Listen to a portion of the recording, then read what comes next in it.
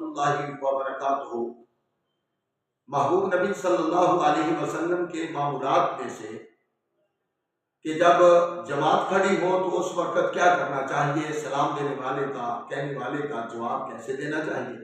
حضرت صہیب رضی اللہ عنہ فرماتے ہیں کہ میں رسول صلی اللہ علیہ وسلم کے پاس گزرا، آپ نماز پڑھ رہے تھے، میں نے سلام کہا، آپ نے انگلی کے اشارے کے ساتھ سلام کا جواب دیا۔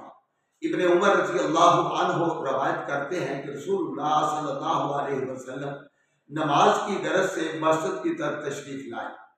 مسجد کی طرف جب آپ تشریف لائے، انصار آپ کے پاس سلام کرنے کی غرض سے آئے۔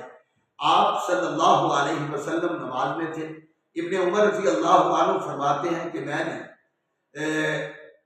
بلال سے کہا کہ آپ نے کس طرح ان کے سلام کا جواب دیا؟ انہوں نے بتایا کہ آپ نے ہاتھ کھولا اور ہتھیلی کی پشت کے اوپر اور پیٹ نیچے کیا، تو یہ سلام کا جواب تھا۔ تو اس لیے نماز کے اندر سلام کا جواب جو ہے وہ ہاتھ کے اشارے کے ساتھ ہی ہوتا ہے۔